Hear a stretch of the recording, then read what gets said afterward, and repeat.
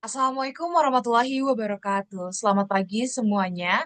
Yang saya hormati dosen pengampu mata kuliah Metodologi Penelitian, Dr. Asep Suryana MSI, dan Bapak Ahmad Firas Pahudi. Pada kesempatan kali ini, kelompok kami, kelompok 4, akan menyampaikan hasil diskusi kami mengenai studi wancana kritis Teune A. Van Dijk melalui pendekatan sosio-kognitif. Next slide.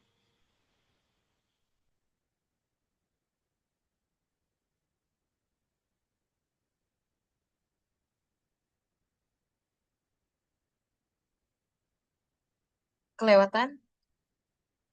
Adapun anggota kelompok dari kelompok 4 terdiri dari Aisyah, Zahra Lestari, Ahmad Bagus Kusuma, Andinita Maharani, Ayu Nirmala, Clarissa Oktavianti, Septian Dwi Cahyo, Syafira Rahmat, Tiara Afifa, dan saya sendiri Winona Andita. Next slide.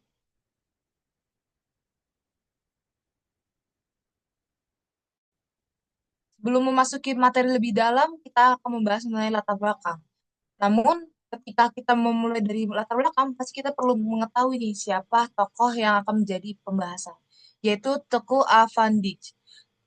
Adrian van Dis ini lahir 7 Mei 1943 di Nalwich, Belanda.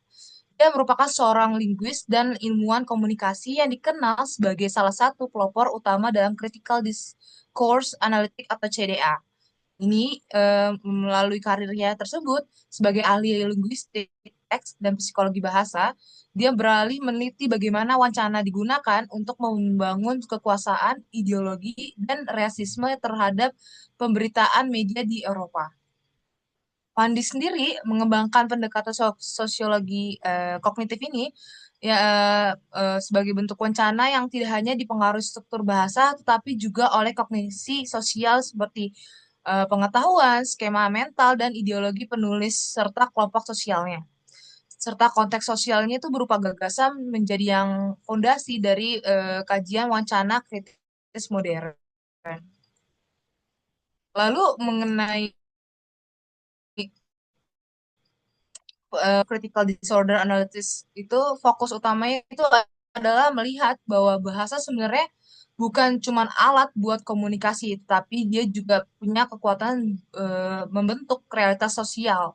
Artinya ketika seseorang menulis atau berbicara, nggak mungkin tuh dalam penyampaian informasinya tuh hanya membawa nilai atau ideologi bahkan kepentingan tertentu saja. Nah, karena sekarang banyak banget nih wacana melalui berita, postingan media sosial, ataupun pidato politik gitu yang sebenarnya punya pengaruh besar terhadap cara kita melihat sesuatu isu karena tersampaikan melalui pihak apa ruang publik gitu. CDA ini sih dibutuhkan untuk membongkar hal-hal tersembunyi di balik teks tersebut, terutama di era media yang sangat cepat ini. Semua sudah serba digital. Wacana bisa dipakai untuk mempertahankan kekuasaan dan membentuk opini publik atau bahkan mempengaruhi cara berpikir masyarakat tanpa kita sadari. Makanya nih, CDA ini hadir untuk membantu kita melihat bagaimana sih relasi kuasa dan ideologi itu bermain di balik sebuah teks. Dan salah satu tokoh penting yang mengembangkan pendekatan ini ya dia ini si Van Dijk. Nah, pendekatan kalau dari secara garis besarnya sosiokognitif yang dari Van Dijk ini wacana itu nggak bisa cuma dilihat dari teksnya aja, tetapi itu harus melihat dari tiga hal. Dan akan lebih jelasnya akan disampaikan teman saya nanti, yaitu tiga hal itunya itu teks, konteks sosialnya, dan kognisi sosial dari pembuat teks tersebut. Nah, kognisi sosial ini penting banget karena dia tuh menjelaskan apa yang ada di kepala penulis waktu teks itu dibuat atau disampaikan. Nah, dalam pengetahuan yang dia punya ini, pengalaman sosialnya, ideologi, ataupun posisi sosialnya akan tersalurkan atau sampaikan atau tersirat dalam pesan tersebut. Nah, semua itu mempengaruhi cara dia memilih kata, menyusun kalimat, dan penyampaian suatu realita. Jadi, Van di sini menunjukkan bahwa wacana ini nggak pernah netral, ataupun dalam proses mental dan sosial yang akan mempengaruhinya. Karena itu, analisa wacana secara kritis ini sangat penting untuk dipahami dan dipelajari sebagai kita manusia yang berada di lingkungan zaman yang sudah serba digital. Next slide.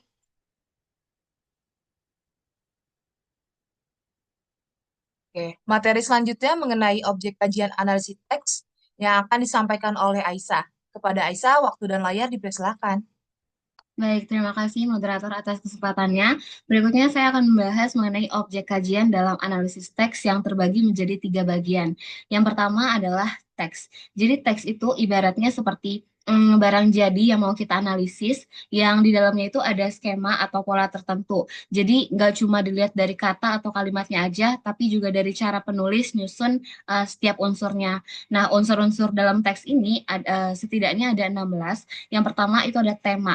Tema merupakan ide utama atau inti cerita dari teks. Biasanya tema ini tuh berjalan searah sama topik dan disusun melalui subtopik dan juga fakta-fakta pendukung lainnya.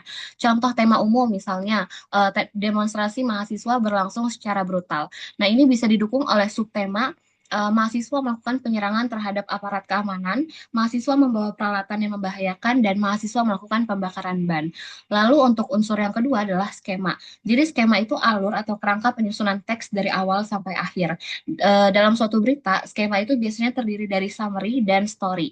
Skema juga memiliki fungsi untuk mengatur letak informasi sehingga nantinya penulis itu bisa menonjolkan hal-hal yang dianggap penting di bagian awal. Misalnya, ketika si penulis ingin menyampaikan informasi terkait prosedur sertifikasi, maka informasi terkait bagaimana prosedur sertifikasi ini akan diletakkan di awal sehingga nantinya tulisan yang dibuat itu akan terfokus pada bagaimana prosedural sertifikasi. Boleh di next slide?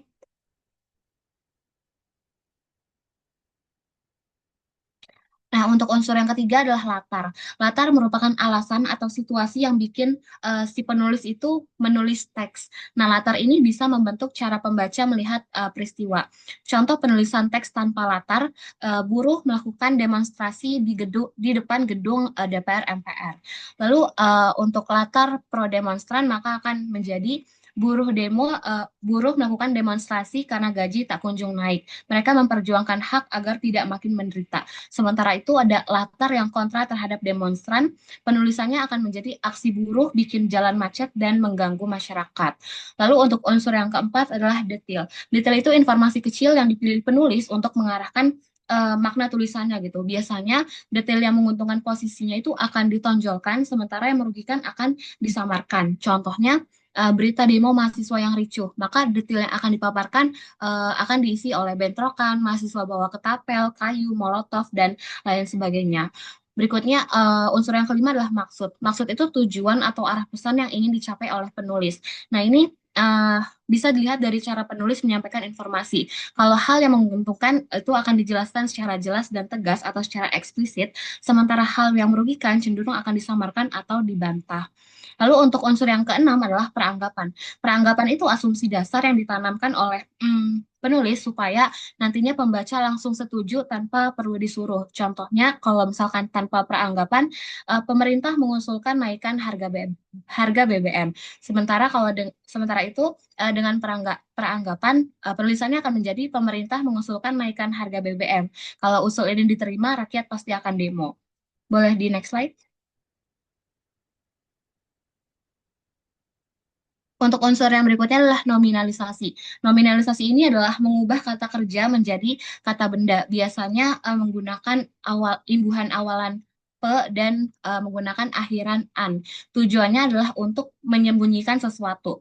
Contoh kata menembak itu butuh subjek, siapa menembak siapa. Tetapi ketika nantinya diubah menjadi penembakan, maka pelaku tuh nggak perlu disebut lagi. Dengan cara ini, penulis bisa menghilangkan siapa yang bertanggung jawab ketika informasi itu lebih menguntungkan baginya. Unsur berikutnya adalah pengingkaran. Pengingkaran ini adalah teknik ketika penulis pura-pura setuju, lalu mengarahkan pembaca ke opini lain dengan cara yang halus gitu. Biasanya ditandai dengan kata tetapi. Contoh, pertambangan di Indonesia saat ini sedang jatuh, tetapi suatu saat bisa jaya lagi. Unsur berikutnya adalah bentuk kalimat. Bentuk kalimat ini berkaitan dengan cara penulis menyusun subjek dan predikat untuk menonjolkan pesan tertentu.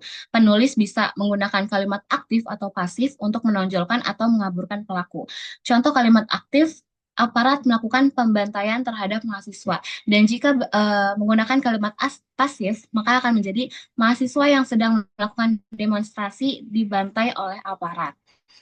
Berikutnya, unsur yang ke-10 adalah koherensi. Koherensi adalah kepaduan makna dalam teks, yaitu bagaimana kata, kalimat, dan juga paragraf dihubungkan sehingga nantinya membentuk alur yang logis. Nah, ini tuh bisa dibuat seolah saling berkaitan dengan menggunakan kata hubung seperti dan, akibat, dan lain sebagainya. Misalnya, dua kalimat yang tidak berhubungan bisa dibuat seolah saling terkait jika penulis menambahkan hubungan sebab akibat seperti demonstrasi warga mengakibatkan nilai tukar rupiah melemah. Eh, Berikutnya adalah unsur grafis. Hal visual dalam teks seperti misalnya adalah ukuran huruf, tebalnya huruf, warna, tanda baca, atau ilustrasi. Hal ini tuh bisa membantu menonjolkan bagian tertentu sesuai maksud penulis, serta nantinya bisa membantu membedakan informasi penting, menekankan kata atau kalimat tertentu, dan juga bisa mengarahkan perhatian dari pembaca. Boleh di next slide. Unsur yang berikutnya adalah koherensi kondisional, yaitu kepaduan makna yang dibentuk menggunakan anak kalimat untuk memberikan kesan tertentu pada objek. Contohnya, kalau tanpa koherensi kondisional, penulisan seperti Indonesia tidak masuk Piala Dunia. Sedangkan kalau dengan koherensi kondisional, maka penulisannya akan menjadi Indonesia yang selalu kalah dalam pertandingan sepak bola tidak masuk Piala Dunia. Unsur yang berikutnya adalah koherensi pembeda. Koherensi pembeda ini menjadi cara penulis untuk menonjolkan perbedaan antara dua hal agar pembaca itu melihat kontrasnya, melihat perbedaannya. Contoh penulisan kalimat itu adalah dibandingkan pemerintahan Soekarno, kebebasan pers di era SBY meningkat. Nah, kalimat ini bisa memperjelas perbedaan antara dua periode pemerintahan. Unsur yang berikutnya adalah kata ganti. Pilihan kata ganti bisa menunjukkan posisi dari si penulis itu sendiri gitu. Misalnya kata ganti saya atau kami. Di sini penulis menyampaikan pendapat pribadi dengan jelas. Sedangkan kalau dengan menggunakan kata ganti kita, penulis itu mengajak pembaca untuk bisa merasa sepaham. Unsur yang berikutnya adalah leksikon, yaitu pilihan kata yang digunakan oleh penulis dari berbagai kata lain yang sebenarnya punya makna yang sama. Misalnya, dibandingkan melakukan kekerasan, kata seperti membantai atau mengeroyok memberi kesan yang jauh lebih keras. Atau contoh lain, penggunaan kata gerombolan yang bisa digantikan dengan kelompok ataupun rombongan. Dan unsur yang terakhir atau yang ke-16 adalah metafora. Metafora itu perbandingan tidak langsung untuk memperkuat makna. Dalam penulisan sosial, metafora itu kayak tulang punggung karena membantu menjelaskan ide besar lewat gambaran yang mudah dipahami. Boleh di next slide?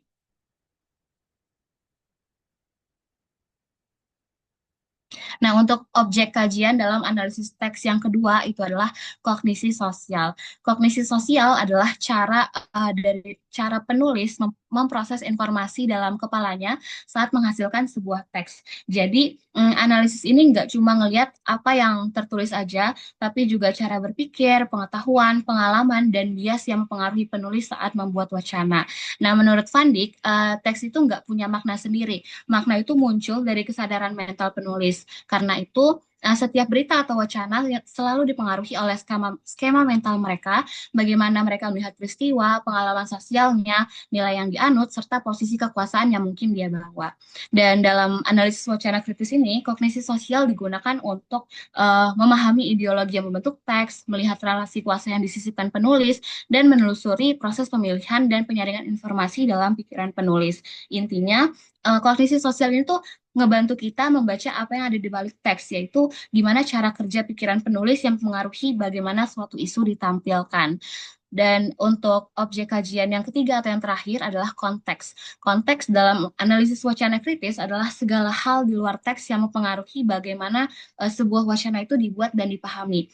Teks nggak pernah berdiri sendiri, teks selalu dipengaruhi oleh situasi sosial, hubungan kekuasaan, tujuan komunikasi, serta kondisi penulis dan pembacanya. Di sini Van Dijk menekankan bahwa konteks itu mencakup siapa yang membuat wacana, untuk siapa wacana itu ditujukan, mengapa wacana itu muncul, dan dalam kondisi apa wacana itu diproduksi.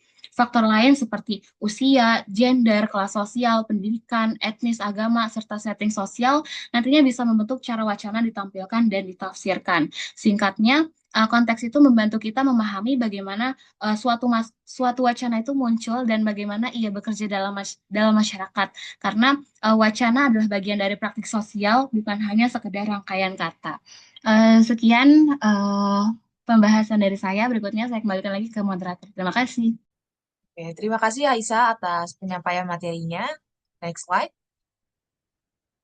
Materi mengenai prinsip-prinsip utama pendekatan sosiokognitif akan disampaikan oleh Ahmad Bagus. Kepada Bagus, waktu dan layar dipersilakan.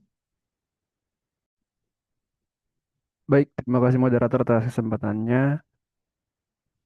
Selanjutnya ada prinsip-prinsip utama pendekatan sosiokognitif. Nah, jadi model analisis wacana kritis atau eh, menurut Aten van Dijk ini dikenal sebagai pendekatan sosiokognitif yang dibangun atas prinsip hubungan timbal balik antara tiga dimensi utama.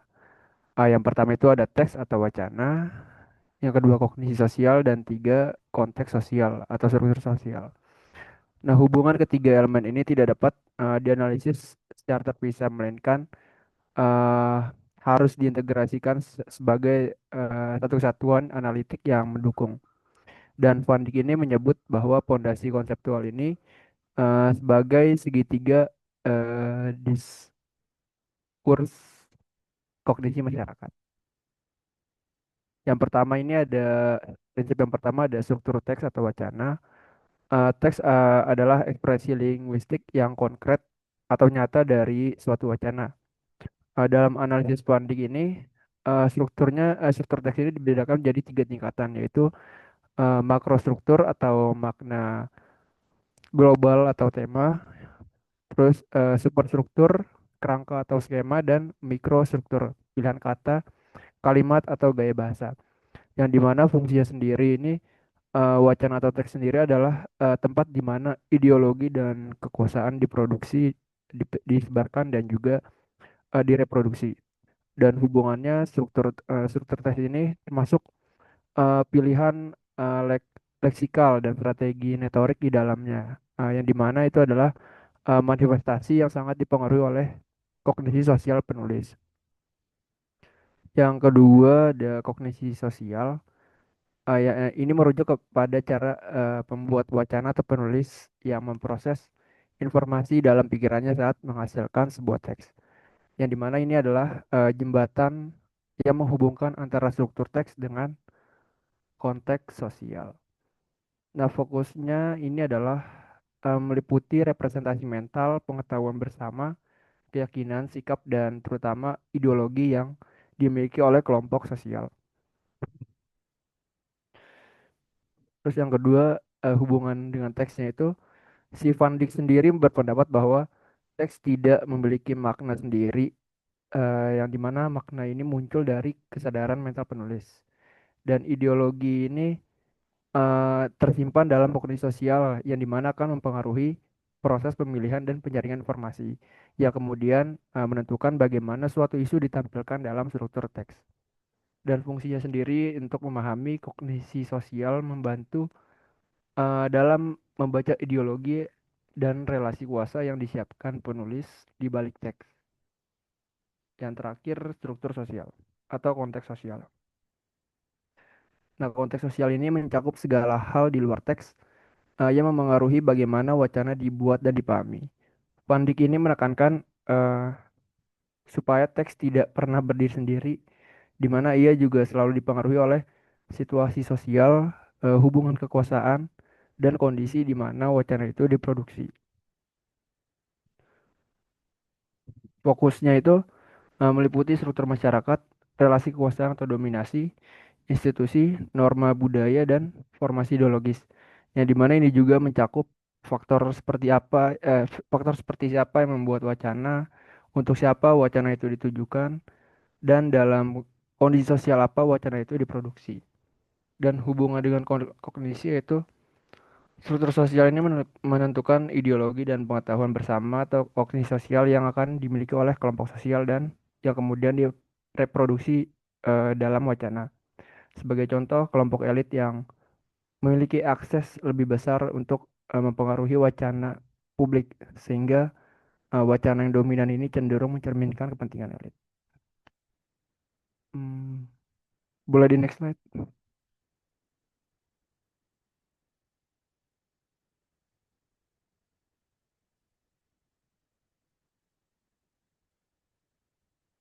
Nah, untuk kesimpulan hubungan ini, ketiga dimensi ini bekerja dalam lingkaran interaksi. Yang pertama, struktur sosial, misalnya adanya kelompok dominan dan kelompok terpinggirkan yang membentuk ideologi dan skema mental dalam pikiran penulis atau media. Yang kedua, kognisi sosial ini membantu penulis dalam memilih topik, mengatur kerangka, dan memilih kata yang tujuannya adalah mereproduksi atau melegitimasi dominasi. Dan yang ketiga, struktur teks atau wacana yang telah terbingkai secara ideologis ini kemudian disebarkan ke publik yang pada akhirnya memperkuat kembali struktur sosial dan kognisi sosial yang sudah ada sehingga siklus dominasi itu terus berjalan. Nah, dengan kata lain, pendekatan sosiokognitif Van Dijk ini melihat kognisi sosial sebagai perantara atau mediator yang esensial yang menjelaskan bagaimana struktur sosial yang abstrak dapat memengaruhi secara konkret setiap pemilihan kata dan susunan kalimat dalam struktur teks. Boleh di next slide.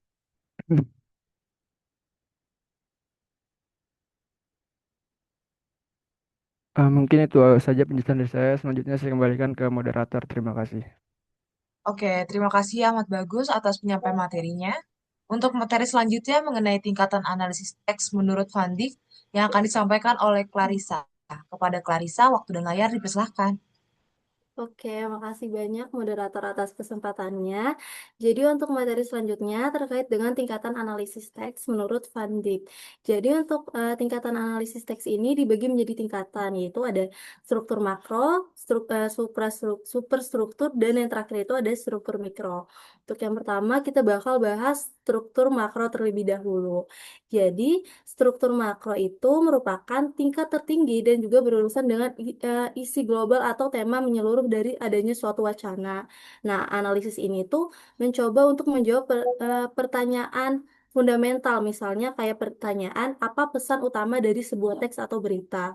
Nah, untuk struktur makro ini, fungsi utamanya itu ada pada topik atau tematik. Nah, jadi bisa dibilang struktur makro itu nggak hanya tentang subjek, tapi juga tentang gambaran mental yang dibentuk oleh pembaca saat mengkonsumsi sebuah teks tersebut. Nah, maka Van Dijk ini tuh menyebutnya sebagai makna global yang disarikan melalui prosedur yang disebut dengan kaidah semantik makro seperti itu.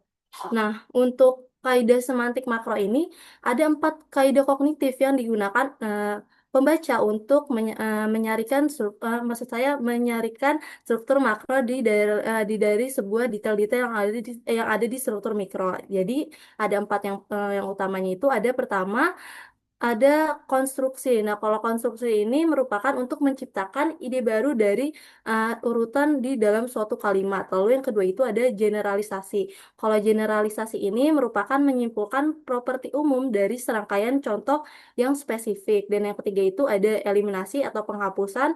Ini merupakan penghilangan sebuah detail yang tidak relevan dengan tema utama dalam suatu berita. Dan terakhir itu ada seleksi. Nah, kalau seleksi ini merupakan fungsinya itu untuk memilih kalimat yang paling penting yang sudah mewakili suatu tema tersebut.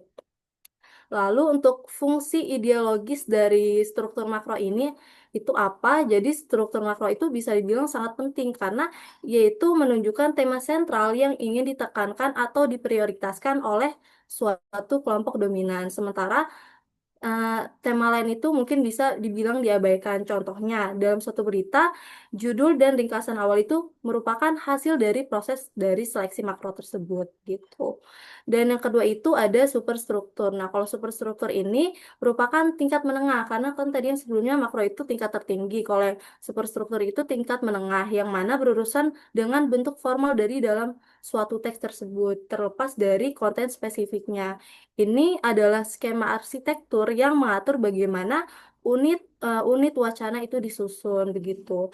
Untuk superstruktur itu fungsinya apa? Fungsinya itu untuk skematik atau framing. Jadi bisa dibilang superstruktur ini eh, memberikan urutan dan juga proporsi dalam suatu teks. Setiap jenis teks misalnya kayak berita, surat, esai, ilmiah, dan juga cerita itu bisa dibilang memiliki superstruktur khasnya sendiri. Misalnya, superstruktur dalam suatu berita itu sering mencakup judul, pendahuluan atau teras berita, latar belakang, dan yang terakhir komentar atau penutup gitu.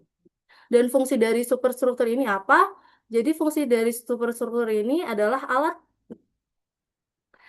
bagi penulis untuk melakukan penekanan atau sebuah framing dengan menempatkan informasi tertentu di bagian yang lebih menonjol. Misalnya, di bagian pendahuluan atau judul, penulis itu bisa memastikan informasi tersebut itu dapat perhatian eh, yang lebih tinggi atau yang lebih diprioritaskan, terlepas dari pentingnya informasi tersebut secara objektif begitu. Contoh penerapannya gimana?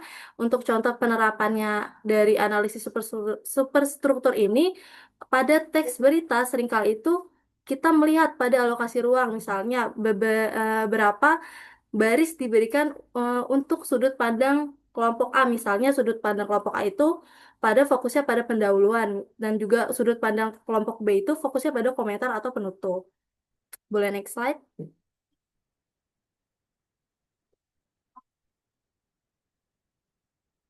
Dan yang terakhir ini ada struktur mikro. Nah, kalau untuk struktur mikro ini merupakan tingkat paling detail yang berfokus pada elemen linguistik aktual dalam menyusun kalimat, frasa, dan juga kata-kata. Nah, struktur mikro ini merupakan medan di mana ideologi itu diwujudkan secara konkret. Nah, untuk tingkat struktur mikro itu dibagi menjadi 4 elemen analisis mendalam, yaitu yang pertama ada semantik. Nah, semantik ini fokus utamanya itu terdapat pada makna kata, yang mana isinya ada presuposisi atau asumsi yang dilekatkan pada pembaca, lalu ada detail yang berisi penyertaan detail yang hanya relevan untuk mendukung satu sisi, terus juga ada pilihan leksikal atau penggunaan kata-kata yang bernilai positif atau negatif secara emosional. Jadi, tujuan dari semantik itu apa? Yaitu untuk menyematkan asumsi dan juga penilaian subjektif ke dalam suatu fakta. Terus yang kedua itu ada sintaksis. Nah, kalau sintaksis ini fokus utamanya terdapat pada struktur kalimat yang mana isinya itu merupakan penggunaan kalimat pasif, terus juga ada topikalisasi atau menempatkan informasi penting di dalam awal kalimat, dan juga terakhir ada kompleksitas dalam suatu kalimat. Tujuan dari sintaksis itu apa? Yaitu untuk menyembunyikan tanggung jawab kelompok dominan dan juga menonjolkan peran dari kelompok lainnya. Terus yang ketiga ada stilistik. Nah, kalau stilistik ini fokus utamanya terdapat pada gaya bahasa dan juga gaya nada, misalnya formalitas, kosakata khusus, terus juga ada metafora. Misalnya kayak penggambaran suatu krisis itu digambarinnya sebagai perang atau sebagai bencana alam gitu. Nah, fungsi dari stilistik ini untuk menciptakan efek emosional dan juga mempengaruhi kredibilitas atau otoritas dalam suatu teks. Bisa dibilang formal ataupun informal gitu. Dan yang terakhir itu ada retoris. Kalau retoris ini fokus utamanya ada pada strategi persuasi, yang mana berisi repetisi atau pengulangan pesan kunci, terus ada eufemisme atau melembutkan kata-kata negatif, dan terakhir ada hiperbola atau melebih-lebihkan.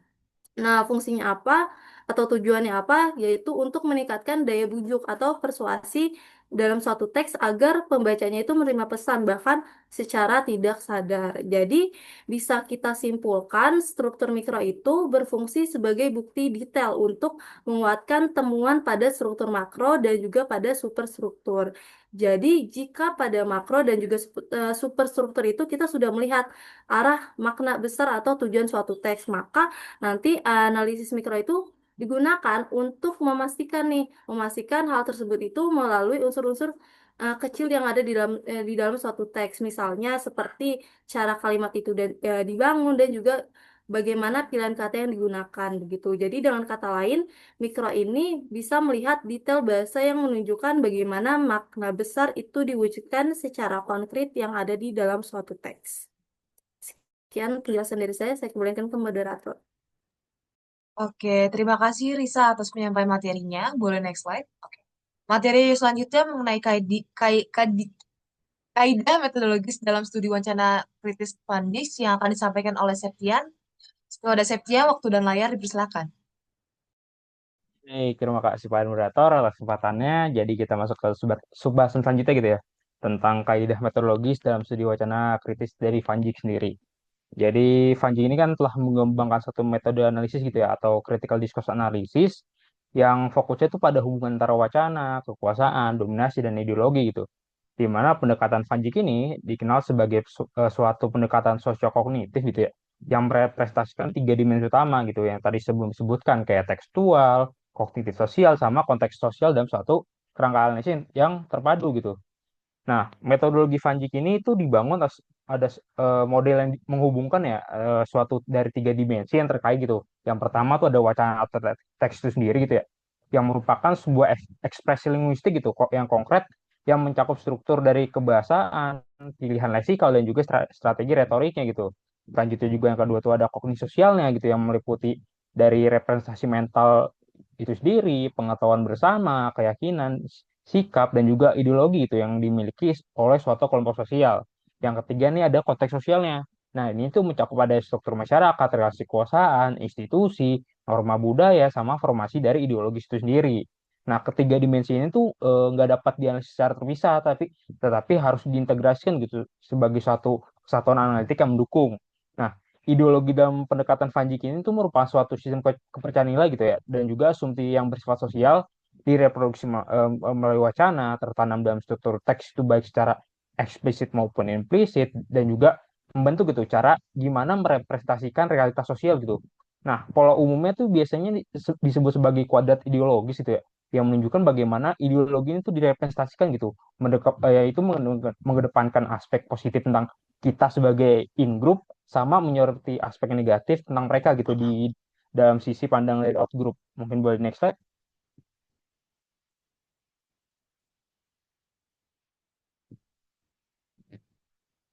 Nah, lanjut kepada empat langkah analisis wacana kritis gitu ya. Jadi seperti yang sebelumnya dijelaskan juga gitu ya oleh teman-teman saya. Jadi yang pertama tuh ada pemilihan data gitu ya. Di mana pemilihan data ini menurut Van Dijk ada empat kriteria utama gitu yang sangat ketat dan harus dipatuhi gitu buat menjamin adanya suatu validitas yang representasi gitu dari suatu analisis wacana. Yang di mana kualitasnya, harus ada kelolaannya atau manageability-nya yang menekankan bahwa kalau jumlah teks ini harus dapat dianalisis gitu dalam jangka waktu yang tersedia. Terus juga harus ada kecukupan yang mengisyaratkan kalau misalnya data ini harus cukup gitu buat menjawab suatu pertanyaan penelitian gitu. Sehingga mungkin memungkinkan tuh ya adanya pendekatan kesimpulan yang valid gitu dan juga komprehensif. Terus juga adanya praktisan gitu yang memerlukan bahwa data ini mudah diakses dan tersedia gitu. Ya, sumber data yang dapat diidentifikasi dengan jelas, penelitian juga memungkinkan dokumentasi dan verifikasi yang transparan.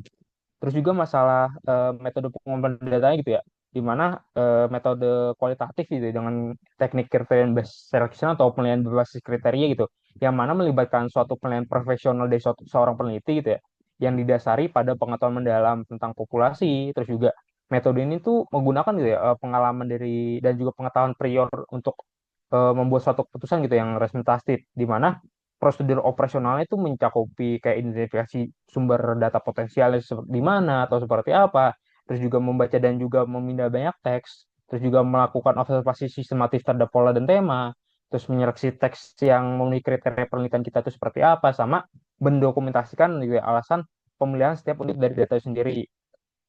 Nah, terus untuk langkah kedua itu ada identifikasi struktur wacana gitu yang baru banget dibahas sama rekan saya tentang adanya makrostruktur, superstruktur, sama mikrostruktur sendiri. Nah, di dalam mikrostruktur sendiri kan juga tadi udah sebutin gitu ya, ada aspek semantiknya, ada aspek sintaksisnya, ada aspek stilistiknya, sama ada aspek retorisnya. Nah, boleh next slide.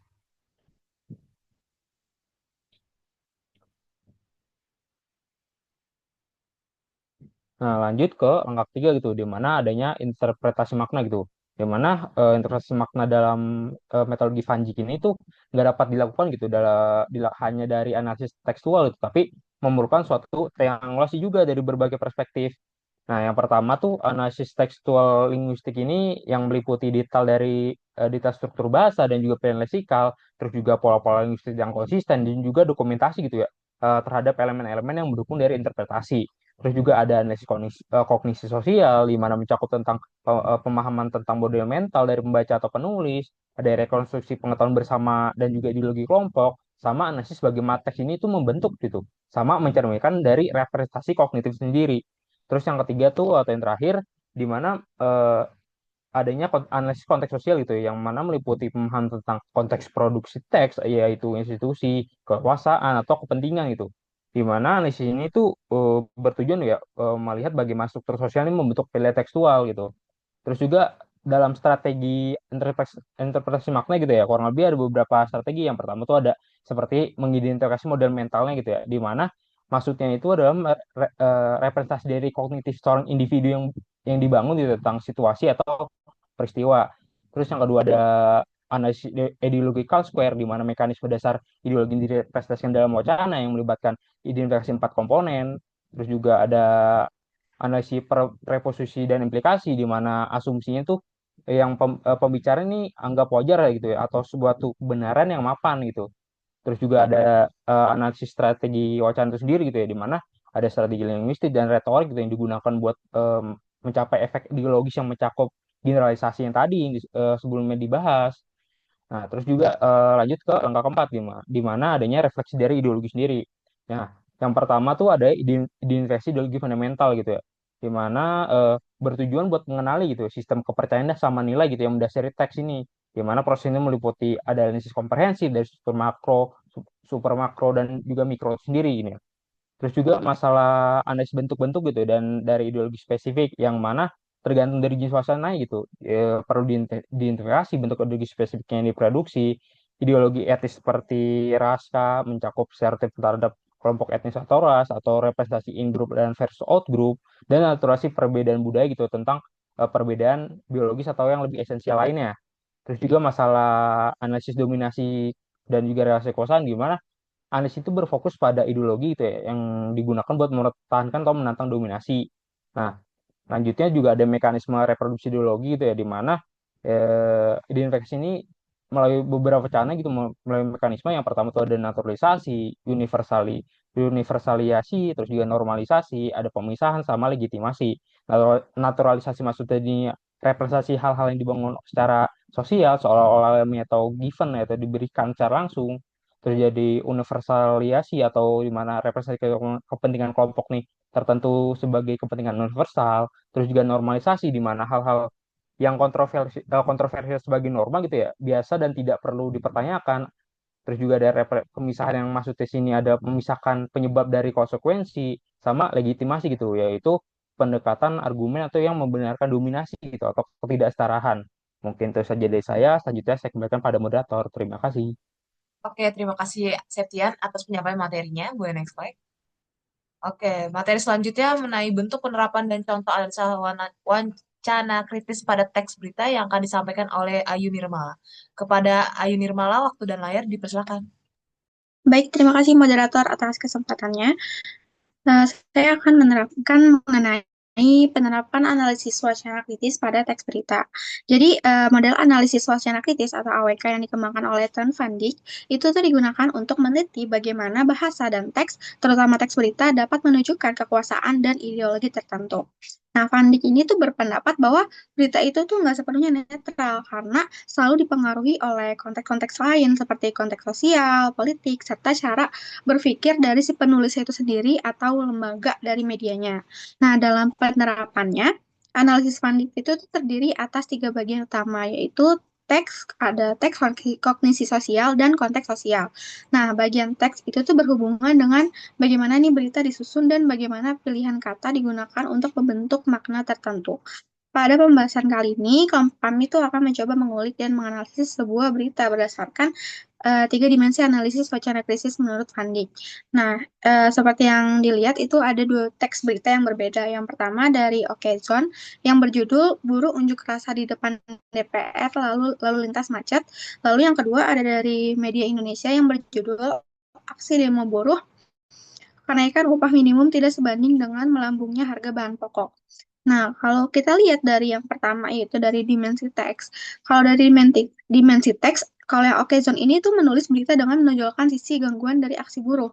Judul dan isi beritanya tuh lebih banyak membahas kemacetan yang terjadi akibat unjuk rasa, bukan alasan mengapa si buruh ini melakukan demo gitu. Nah, pilihan kata seperti menutup jalan dan mengganggu lalu lintas itu tuh membuat pembaca fokusnya pada dampak negatifnya gitu dari si aksi terhadap masyarakat umum. Nah, sebaliknya media Indonesia ini lebih menyoroti alasan dan latar belakang ekonomi yang membuat buruh turun ke jalan. Judulnya tuh langsung menyebutkan ketimpangan antara upah dan harga kebutuhan pokok. Kata-kata seperti tidak sebanding dan tuntutan kesejahteraan menunjukkan bahwa berita ini tuh berpihak pada buruh dan berusaha menjelaskan alasan mengapa mereka berjuang.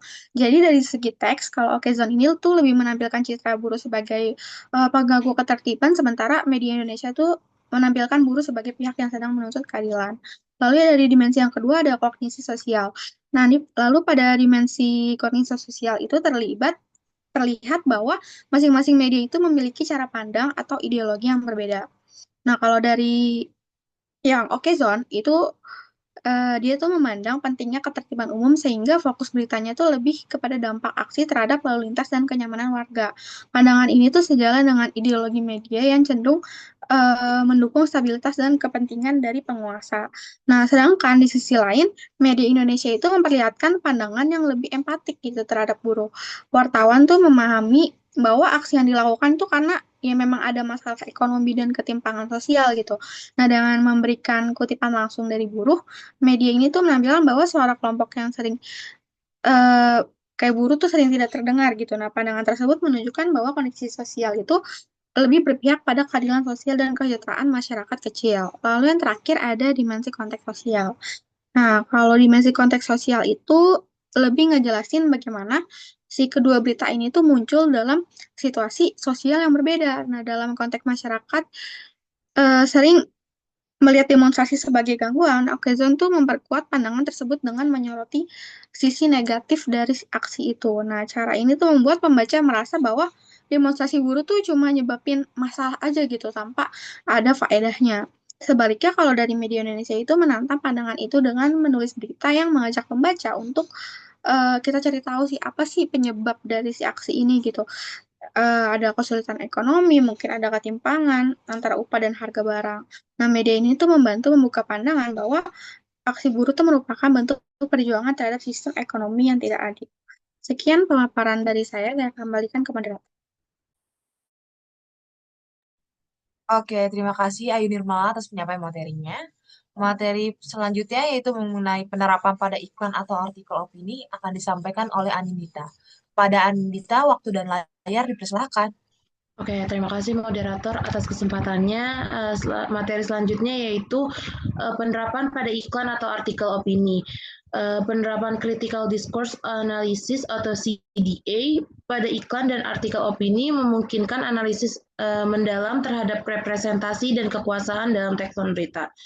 CDA menyoroti bagaimana bahasa dan strategi wacana digunakan untuk membangun citra sosial dan mengontrol persepsi audiens sehingga menunjukkan hubungan kekuasaan yang tersirat dalam teks tersebut. Selanjutnya yaitu ada penerapan CDA pada iklan.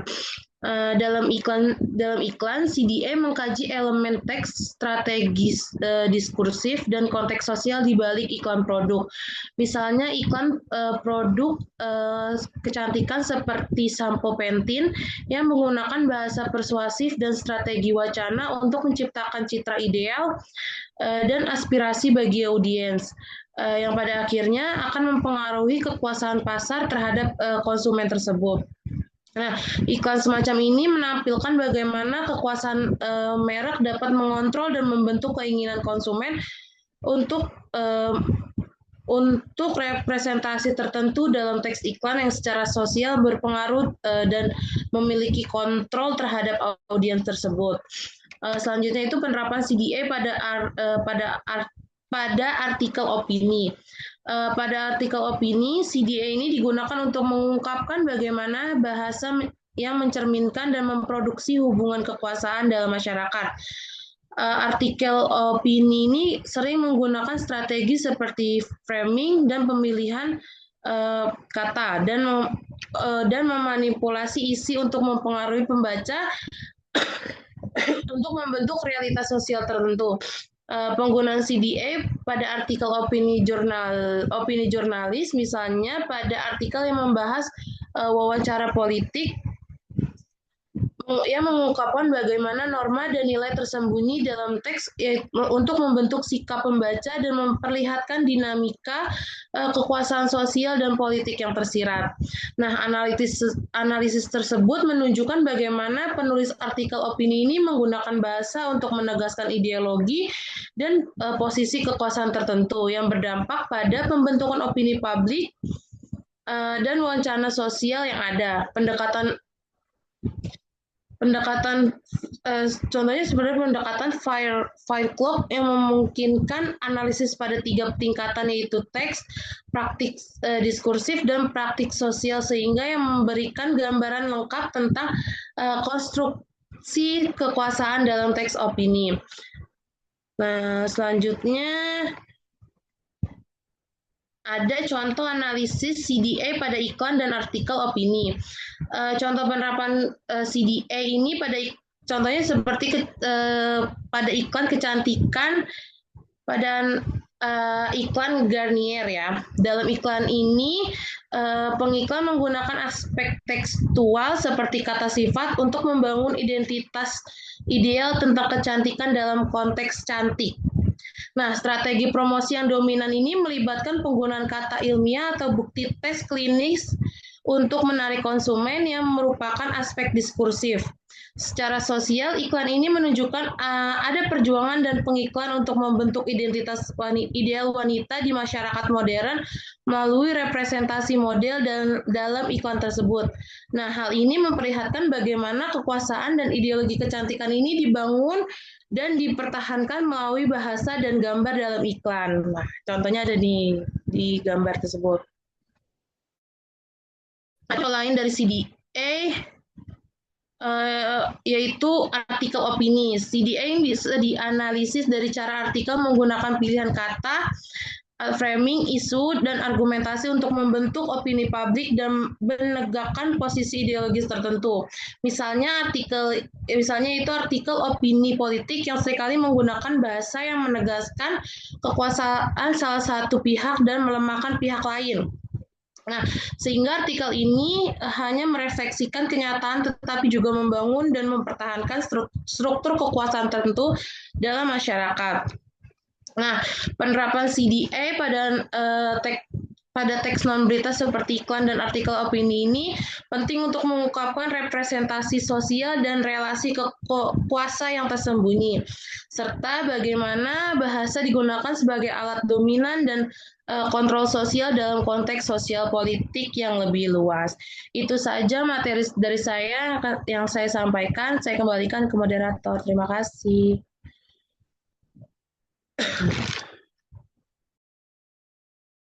Oke, terima kasih Anindita atas penyampaian materinya. Slide.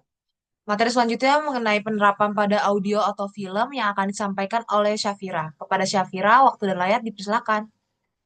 Baik, terima kasih moderator atas kesempatannya. Materi kali ini itu adalah penerapannya pada audio atau film. Jadi CDA itu sebenarnya bisa juga gitu ya dianalisis melalui audio atau film. Untuk kali ini kelompok kami itu mencontohkannya dengan film. Kenapa film? Karena film ini itu merupakan medium komunikasi massa yang memiliki efek yang kuat gitu terhadap penontonnya. Karena film itu menggabungkan audio dan juga visual.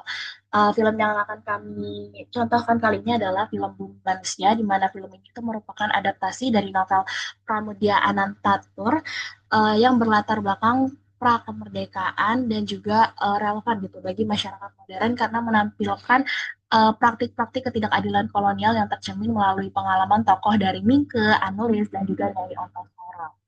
Nah, eh, pada kali ini kita akan mencoba gitu ya melihat penerapan film Bumi Manusia ini dari 3 dimensi. Dimensi pertama itu berkaitan dengan struktur teks atau textual structure, di mana struktur teks atau textual structure. Nah, yang pertama itu ada struktur makro. Jadi struktur makro ini tuh ada tema utama dan juga subtema yang ditemukan. Tema utamanya itu adalah menunjukkan perjuangan Mingke, memperjuangkan hak dan juga kesetaraan ras antara pribumi dan juga Eropa. Sedangkan subtema yang ditemukan itu berkaitan dengan stereotip Eropa terhadap pribumi, di mana pribumi itu dianggap rendah, kemudian juga tidak boleh berbicara menggunakan bahasa Belanda, dan ada penghinaan monyet gitu terhadap pribumi dan juga kepada Mingke.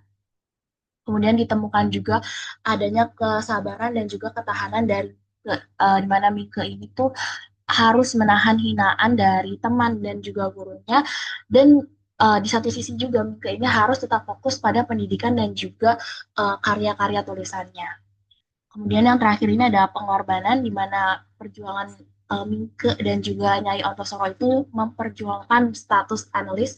Jadi analis ini tuh merupakan peranakan dari Belanda dan juga pribumi, sehingga status keluargaan analis ini dicoba untuk diperjuangkan di pengadilan kolonial, namun hasilnya kenyataan pahit harus diterima oleh Mingke dan juga Nyai Ontosoro karena keluarga negaraan status status keluarga negaraan analis ini jatuh menjadi warga negara asing. Tema dan subtema ini tuh membentuk pesan dari film ini. Kemudian berikutnya itu ada suprastruktur atau alur yang ditonjolkan. Jadi di sini ada 6 alur, bagaimana alur itu tuh disusun untuk menyoroti yang namanya, sebelumnya boleh next slide.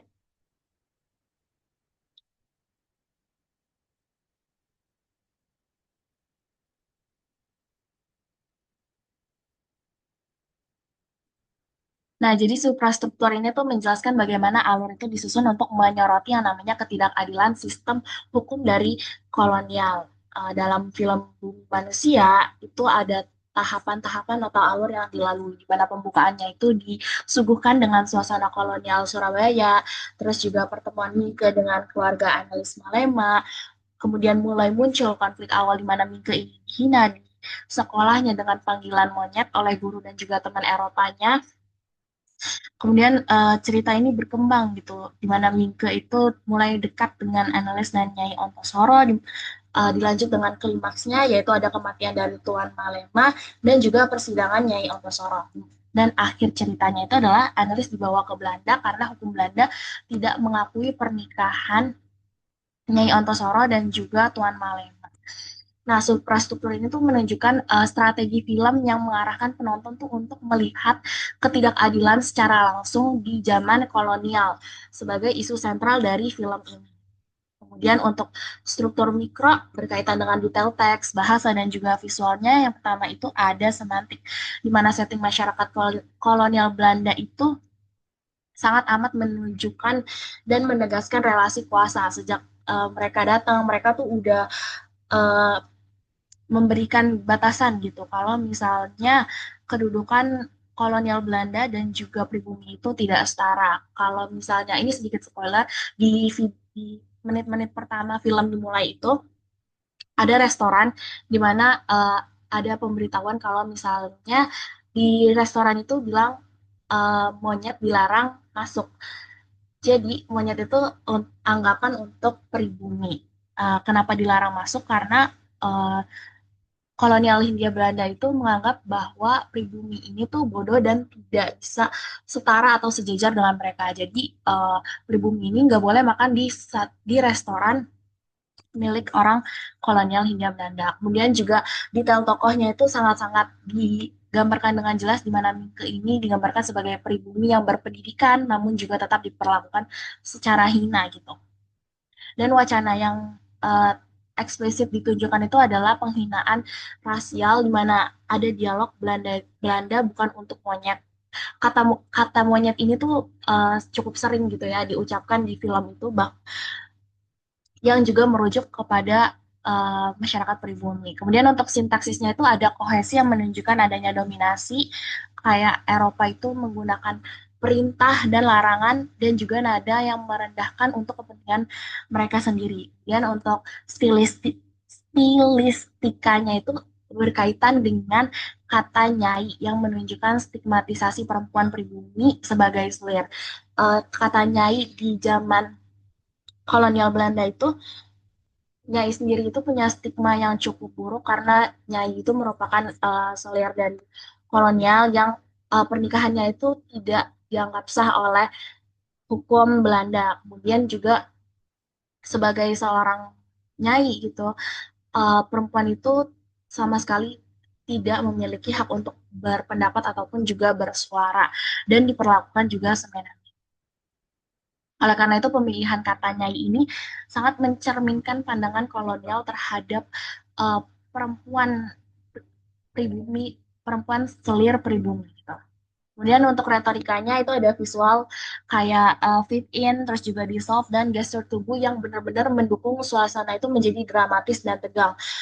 Ada scene di mana ketika Nyai Ontosoro itu masuk ke pengadilan kolonial Belanda, orang-orang kolonial Belanda itu boleh berjalan berdiri dengan tegak, sedangkan Nyai Ontosoro itu harus berjalan dengan jongkok gitu. Beberapa adegan juga memakai metafora visible untuk menegaskan perbedaan kelas yang kayak tadi. Nah, mikrostruktur sendiri ini tuh menunjukkan bahwa bias kolonial itu dibangun melalui bahasa, ekspresi, dan juga pengambilan gambar. Boleh di next slide?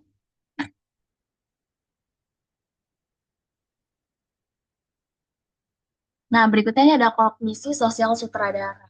Jadi film ini tuh di sutradari oleh Hanung Bramantyo, di mana inti dari kognisi sosial ini tuh film ini nggak cuma pengen nampilin romansa, tetapi juga kesadaran kebangsaan Mingke.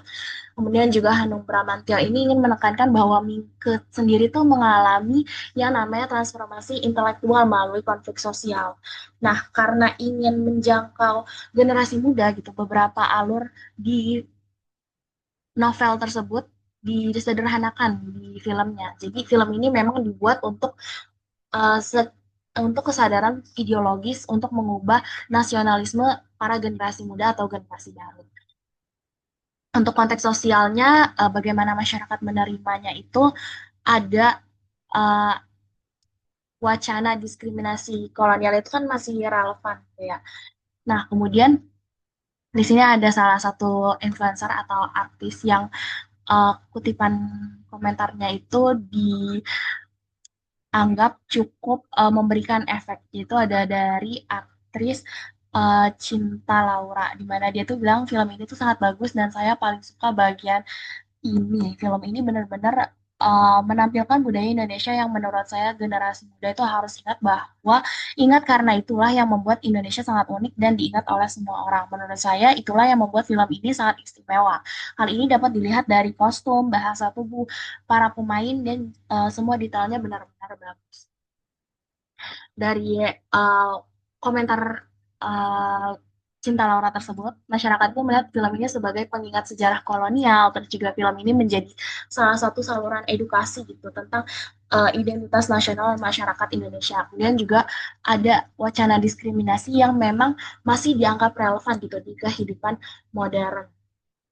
Secara keseluruhan gitu ya, film ini tuh memang diterima dengan baik dan memang memiliki fungsi sosial. Itu saja uh, materi yang dapat saya sampaikan. Selanjutnya saya kembalikan ke moderator. Terima kasih. Terima kasih Syafira atas pemberian contohnya. Boleh next slide. Materi selanjutnya masih dengan hal yang sama, penerapan CDS dalam penelitian yang akan disampaikan oleh Tiara. Kepada Tiara, waktu dan layar dipersilahkan. Baik, terima kasih atas kesempatannya moderator. Berikutnya saya akan memaparkan satu contoh terkait penelitian yang menggunakan CDA atau Critical Discourse Analysis. Jadi di sini saya mengambil satu jurnal yang berjudul Analisis Framing Pemberitaan Kompas.com tentang hashtag kabur aja dulu di tahun 2025. Jadi di sini hashtag kaburaja.com itu sempat viral di media sosial sampai saat ini, khususnya di kalangan generasi muda atau Gen Z. Kompas itu sebagai platform berita itu berperan penting dalam membentuk narasi publik yang nggak cuma menyampaikan fakta, tetapi juga mengkonsumsi wacana baik itu ideologinya ataupun relasi kuasa di dalamnya. Dan dengan objek kajian tersebut, fokus analisisnya itu ada pada bagaimana si Kompas.com bisa menyusun pemberitaan baik itu melalui pemilihan temanya ataupun struktur artikel ataupun pemilihan bahasanya dalam framing fenomena dari hashtag kabur aja dulu tersebut. Nah, di sini penulis itu menggunakan prinsip CDA yang dipakai dalam melihat hubungan antara bahasanya ataupun kognisi sosial, relasi kuasa yang terjadi di dalam dunia maya melalui artikel-artikel tulisan yang ada di kompas.com. Nah, jadi di sini kami mengambil contoh penerapan analisis wacana kritis yang ada pada teks berita. Kemudian untuk analisisnya di sini CDA kan ada 3 tingkatan analisis. Yang pertama itu makrostruktur, superstruktur, dan juga mikrostruktur. Nah, untuk makrostruktur sendiri itu kan masih terkait tentang topik apa sih yang sedang diperbincangkan dan kenapa topik ini tuh mulai ada isunya di masyarakat. Jadi untuk topiknya sendiri ya terkait fenomena hashtag kabur aja dulu. Kemudian kenapa sih ini bisa naik sampai menjadi viral. Jadi itu terbentuk melalui keinginan generasi muda atau Gen Z yang ingin bermigrasi ke luar negeri yang disebabkan oleh kebijakan pemerintah terbaru tuh yang banyak berdampak pada situasi sosial ekonomi masyarakatnya gitu. Misalnya kayak kebijakan MBG yang tidak substansial terhadap permasalahan inti dari pendidikan di Indonesia, kemudian juga banyaknya standar penerimaan kerja yang cenderung tinggi untuk masyarakat menengah ke bawah, sedangkan untuk para pejabat itu justru minim banget standar penerimaan kerjanya. Kemudian yang baru-baru ini ada pengesahan RKUHP yang banyak menjadi kontroversial di kalangan masyarakat. Kemudian hashtag ini tuh menjadi sebuah bentuk kritikan dari generasi muda yang tidak puas dengan kebijakan pemerintah saat ini. Jadi mereka tuh melihatnya tidak ada harapan lagi untuk tinggal di Indonesia di masa depan. Jadi lebih baik untuk keluar bermigrasi ke luar negeri. Kemudian untuk superstrukturnya sendiri itu artikel ini mengikuti struktur yang jelas dan juga disengaja dengan menggabungkan viralitas digital dengan legitimasi institusional. Jadi artikel ini tuh berupaya menjelaskan tentang apa sih tren dari hashtag kabur aja dulu yang marak diperbincangkan di sosial media, kemudian juga mendiskusikan bagaimana sih proses organik dari munculnya dan juga maraknya hashtag ini dan melihat bagaimana sih respon dari pemerintah terhadap isu tersebut. Kemudian untuk mikrostrukturnya sendiri, jadi ini masuk pada analisis yang lebih dalam terkait analisis semantik, sintaksis, kutipan ataupun metafora. Nah, dalam artikel ini tuh mengambil 3 analisis, mulai dari pemilihan kata, kemudian struktur kalimatnya, dan juga sintakisnya. Jadi untuk pemilihan katanya itu terlihat dalam kalimat, jadi kalimatnya adalah the viral hashtag kabur aja dulu is not merely a trend on social media, but a symbol of resistance against the constraining illusion of nationalism. Jadi ada beberapa kata yang dapat di-highlight dari kalimat tersebut. Yang pertama adalah kata viral. Itu menunjukkan bahwa ada isu yang sudah tersebar di publik, baik itu nggak cuma di kalangan generasi muda, tapi udah sampai ke seluruh kalangan gitu. Nah, kemudian ada kalimat symbol of resistance. Jadi ini mengindikasi bahwa ini tuh bukan sekedar tren semata aja, tetapi juga udah merepresentasikan perlawanan pada kondisi kebijakan negara yang banyak merugikan masyarakat sipilnya. Kemudian kalimat illusion of nationalism itu merupakan ekspresi kritik terhadap sistem pemerintahan Indonesia yang mulai membatasi kebebasan masyarakatnya gitu. Jadi nasionalisme itu hanya menjadi ilusi semata. Kemudian untuk struktur kalimatnya sendiri ini bisa tercemin dari kalimat living in one's own country is no longer about waving dreams but about survival helplessness. Jadi kalimat ini tuh menggunakan struktur sintakis dan juga semantik. Yang untuk sintaksisnya sendiri itu terdiri dari pola strukturnya itu adalah S is no longer about A but about B.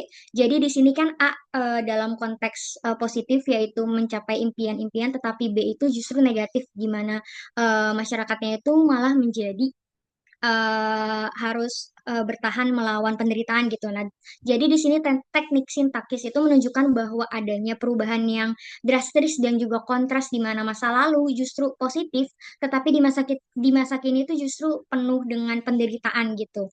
Kemudian untuk semantiknya sendiri ini tergolong dalam semantik implisit atau presupposition. Jadi kalimat itu tuh mengandaikan dua hal yang berbeda.